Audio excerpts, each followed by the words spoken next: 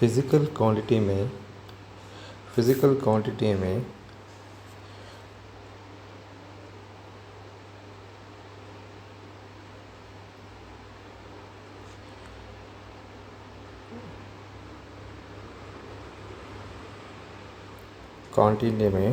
Two types हैं।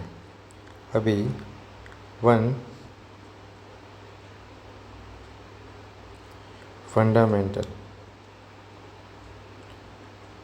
Quantity,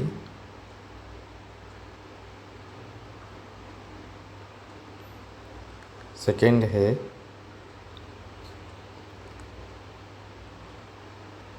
drive quantity.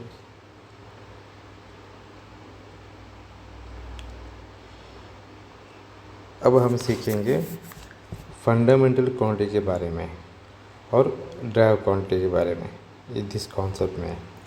Okay, अभी fundamental unit मतलब क्या? इन मैकेनिकल में देयर आर 3 फिजिकल क्वांटिटीज़ हैं। मैकेनिकल में 3 हैं। कौन कौन से हैं?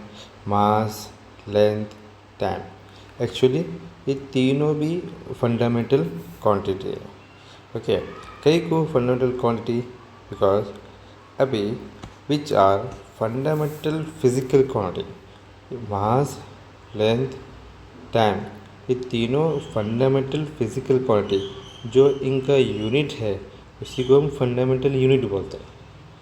मास, लेंथ, टाइम ये फंडामेंटल फिजिकल क्वांटिटी।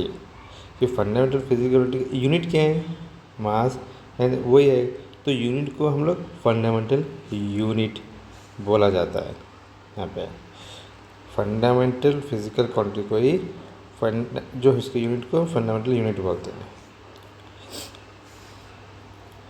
ठीक है, अभी इनको फंडामेंटल क्वांटिटी क्यों बोला जाता है? क्योंकि दीज क्वांटिटीज आर फंडामेंटल और बेस क्वांटिटी। ओके, अभी इनको हमें फंडामेंटल क्वांटिटी और बेस क्वांटिटी क्यों बोला जाता है? क्योंकि ये independent to each other and all other quantity in mechanical. मतलब ये इसको फंडामेंटल क्वांटिटी क्यों बोला जाता है? क्योंकि ये एक दूसरे पे डिपेंड नहीं करते, एक दूसरे पे डिपेंड नहीं करते, इसी को फंडामेंटल क्वांटिटी बोला जाता है। ये डिपेंडेंट होता तो फंडामेंटल क्वांटिटी नहीं बोला जाता। ओके,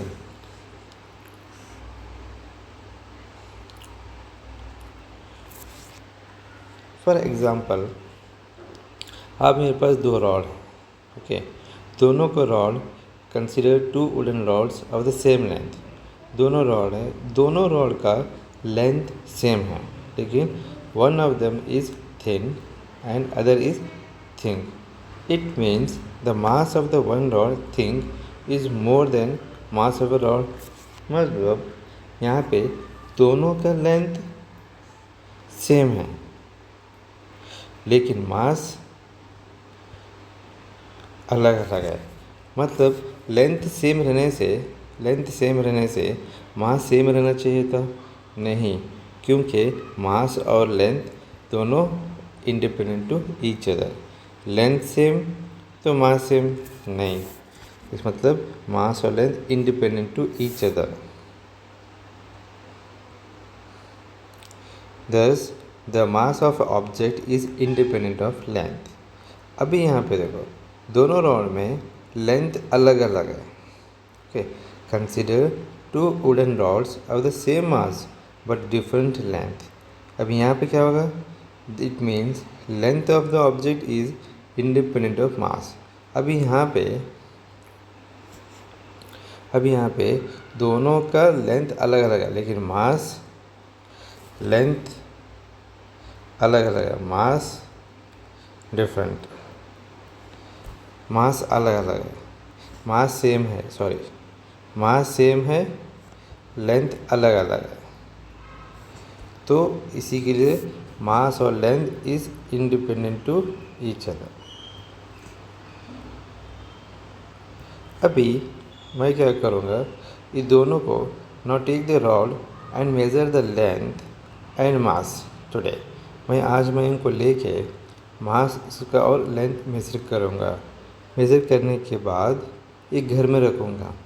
रखने के बाद मैं इसको keep in this room rod in your room and measure it length and mass again after 1 month. मैं इसको आफ्टर 1 मंथ के बाद फिर मेज़र करूँगा इसको। You will find that the length and mass of the rod are the same even after 1 month. एक महीने के बाद मैं फिर से मेज़र करूँगा इनको, इसका लेंथ भी और इनके दोनों का मास दोनों सेम ही रहेगा। मास भी चेंज नहीं होगा, इनके दोनों का मास भी चेंज नहीं होगा, दोनों का लेंथ भी चेंज नहीं होगा। ओके, और this show that the mass and length of the object are independent to time. मतलब ये दोनों चीज़ें एक चीज़ और कंसिडर करता है कि टाइम पे भी डिपेंड नहीं करता। तो this shows mass and length of the object are independent of time. मतलब मास, लेंथ, टाइम ये तीनों चीज़ें इंडिपेंडेंट ईच अदर डिपेंड नहीं करते। इसी के लिए हम उनको बोलते fundamental quantity. But while discussing the other branches of the physics, we come across other physical quantities like temperature, luminous intensity, electrical current, and amount of substance. These all are total 7 fundamental quantities are there. We are fundamental quantities are unit. अभी कितने fundamental quantities हैं total? Actually यहाँ पे 4 और वहाँ पे 3, तो total 7 fundamental quantities के जो यूनिट हैं उसे हम लोग क्या बोलते हैं? फंडामेंटल यूनिट बोलते हैं। टोटल 7 है ये। मास भी है ना, अभी mass, length, time and 4 total 7 fundamental quantities are the unit are called fundamental units. तो